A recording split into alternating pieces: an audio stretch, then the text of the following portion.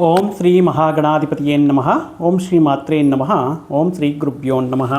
ಸಮಸ್ತ ಕನ್ನಡ ವೀಕ್ಷಕರಿಗೆ ನಮಸ್ಕಾರ.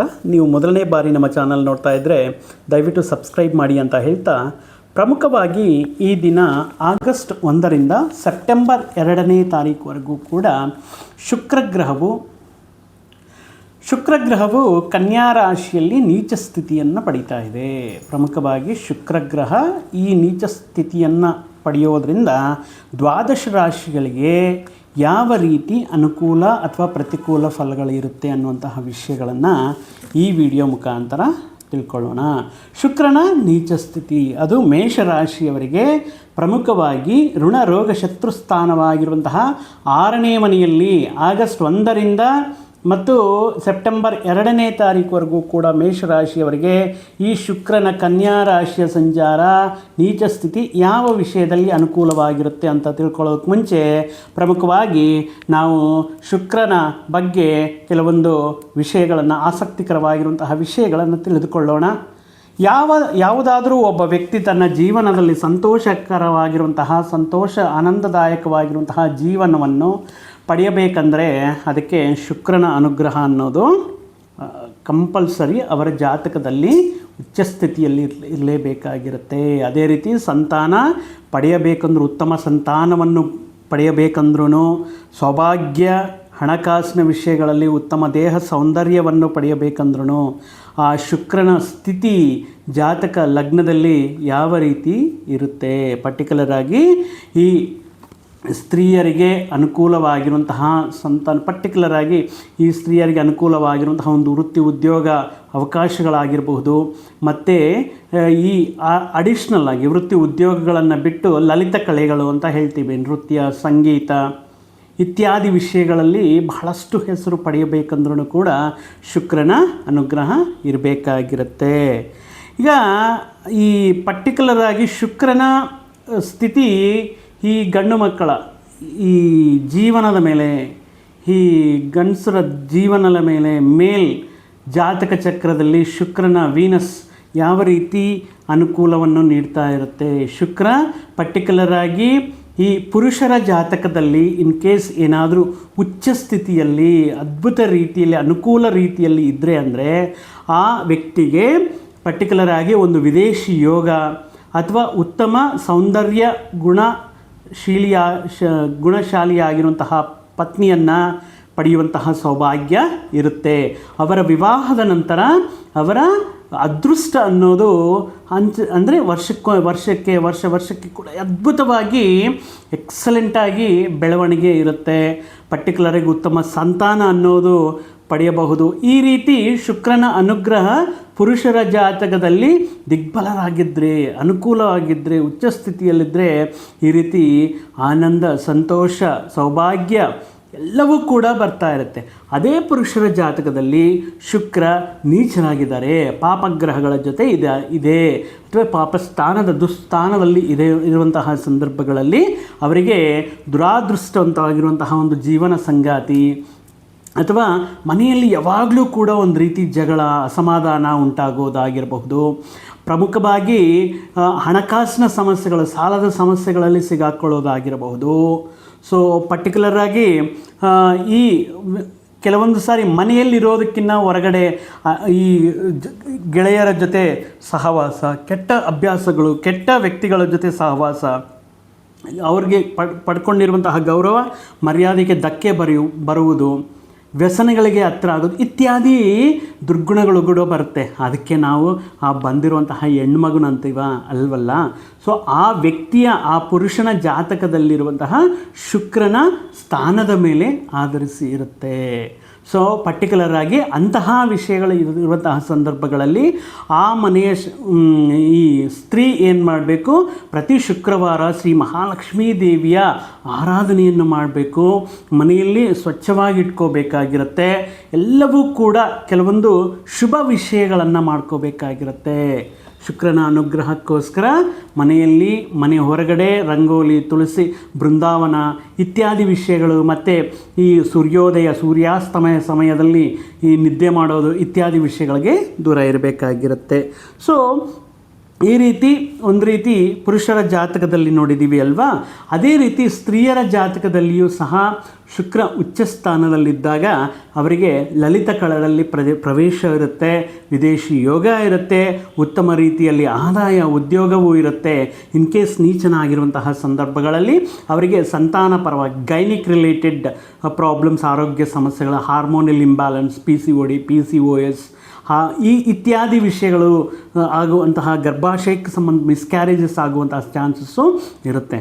ಸೊ ಈಗ ಉಚ್ಚ ಸ್ಥಿತಿ ನೀಚ ಸ್ಥಿತಿಯನ್ನು ನಾವು ತಿಳ್ಕೊಂಡಿದ್ದೀವಿ.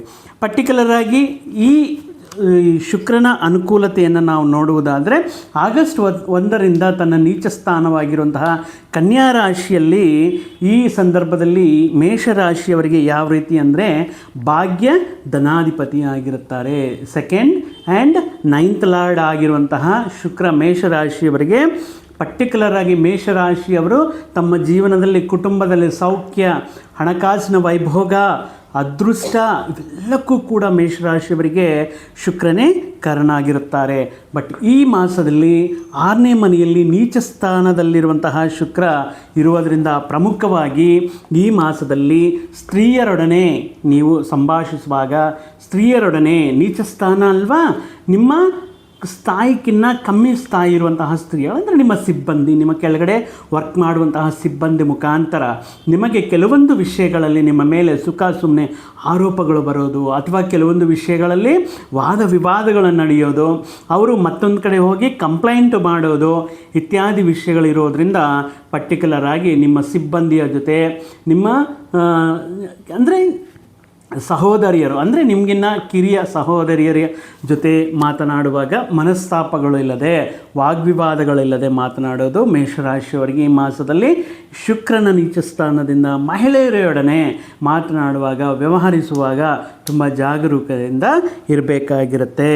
ಪರ್ಟಿಕ್ಯುಲರಾಗಿ ಈ ವಿಷಯಗಳಿಂದ, ಈ ಸಣ್ಣ ಪುಟ್ಟ ಆರೋಪಗಳಿಂದ, ಸಣ್ಣ ಪುಟ್ಟ ಜಗಳಗಳಿಂದ ಏನಾಗುತ್ತೆ, ಇಷ್ಟುವರೆಗೂ ಕೂಡ ನೀವು ಸಂಪಾದನೆ ಮಾಡಿರುವಂತಹ ಆ ಒಳ್ಳೆಯ ಹೆಸರು, ಗೌರವ, ನೇಮು, ಫೇಮು ಇವೆಲ್ಲ ಹೋಗಲಿಕ್ಕೆ ಚಾನ್ಸಸ್ ಇರುತ್ತೆ. ಅವಮಾನಕ್ಕೀಡಾಗುವಂತಹ ಚಾನ್ಸಸ್ ಇರುತ್ತೆ, ಡಿಫೇಮ್ ಆಗುವಂತಹ ಚಾನ್ಸಸ್ ಇರುತ್ತೆ ಈ ಸಂದರ್ಭದಲ್ಲಿ. ಯಾಕಂದರೆ ಇದು ಋಣ ರೋಗ ಶತ್ರುಸ್ಥಾನ.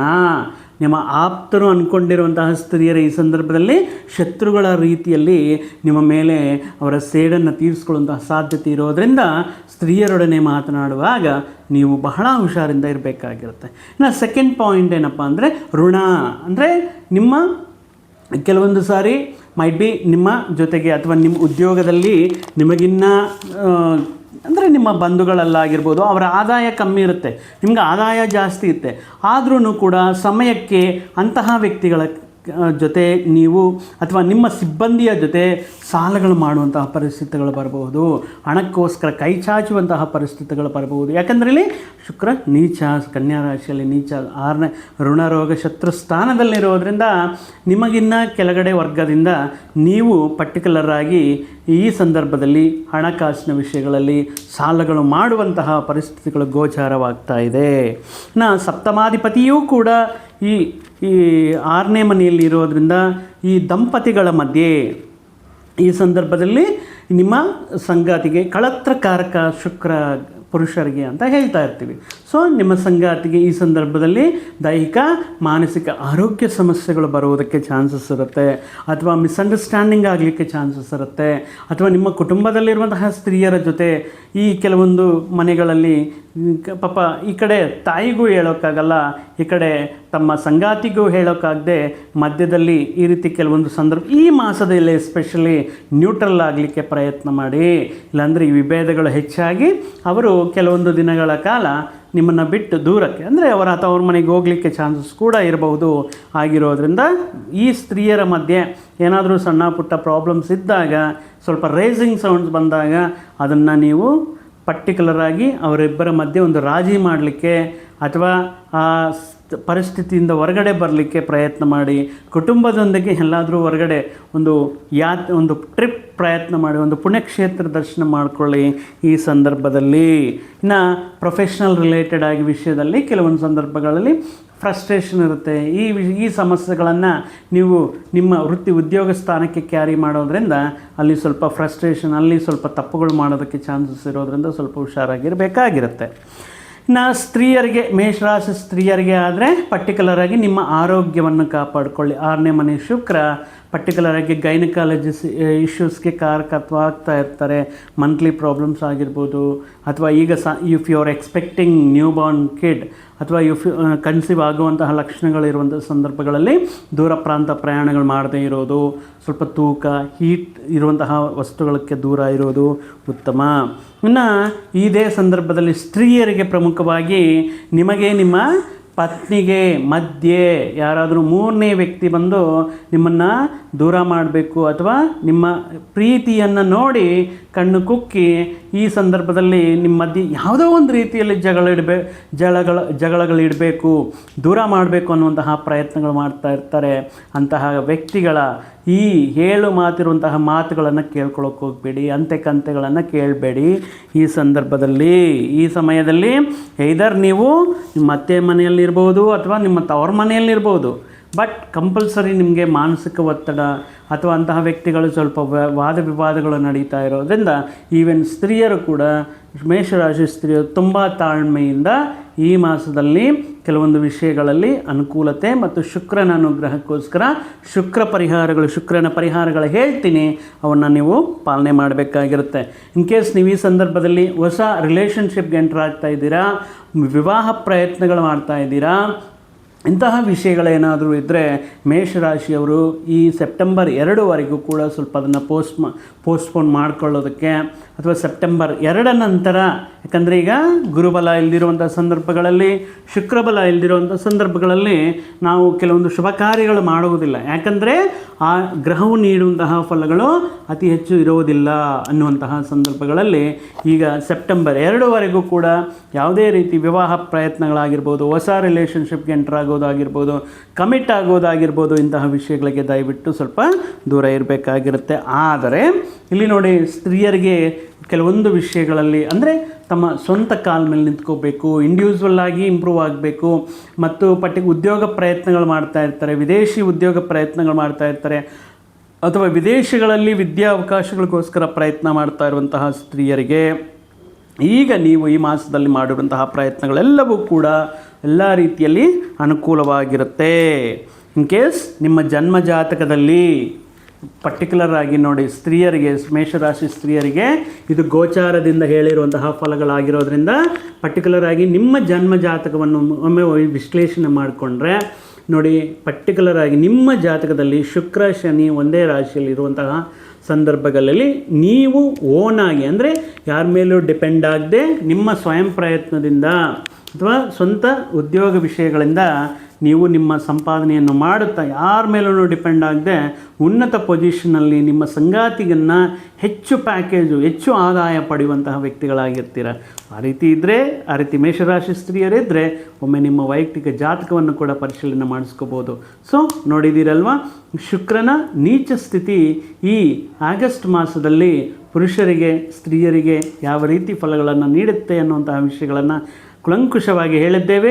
ನೀವು ಶುಕ್ರನ ಅನುಗ್ರಹಕ್ಕೋಸ್ಕರ ಪ್ರತಿ ಶುಕ್ರವಾರ ಕೂಡ ತುಂಬ ನಿಷ್ಠೆಯಿಂದ ಶ್ರೀ ಶುಕ್ರಗ್ರಹಕ್ಕೆ ಸಂಬಂಧಪಟ್ಟಿರುವಂತಹ 1/4 kg ಅವರೆಕಾಳನ್ನು ಅಥವಾ ಬಿಳಿ ವಸ್ತ್ರವನ್ನು ದಾನ ಮಾಡುವುದರಿಂದ, ಬಿಳಿ ಹೂವಿನಿಂದ ಶ್ರೀ ಮಹಾಲಕ್ಷ್ಮೀ ದೇವಿಗೆ ನೀವು ಆರಾಧನೆ ಮಾಡುವುದರಿಂದ, ಅಥವಾ ಲಕ್ಷ್ಮೀ ದೇವಸ್ಥಾನಕ್ಕೆ ಹೋಗಿ ಅಲ್ಲಿ ಶುಕ್ರವಾರದ ದಿನ ಸಂಕಲ್ಪ ಅಥವಾ ಈ ಕೆಲವೊಂದು ವಿಷಯಗಳ ಆರಾಧನೆ, ಅಭಿಷೇಕ ಇತ್ಯಾದಿ ವಿಷಯಗಳು ಮಾಡಿಸೋದ್ರೂ ಕೂಡ ತುಂಬ ಅನುಕೂಲವಾಗಿರುತ್ತೆ.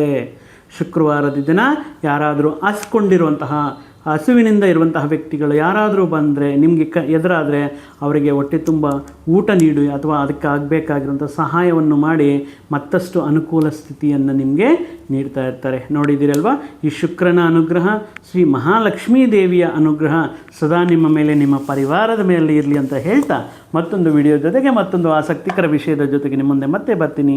ಅಲ್ಲಿಯವರೆಗೂ ಸರ್ವೇ ಜನಾಂ ಸುಖಿನೋ ಭವಂತು, ಸಮಸ್ತ ಸನ್ಮಂಗಳಾನಿ ಭವಂತು. ಜೈ ಶ್ರೀ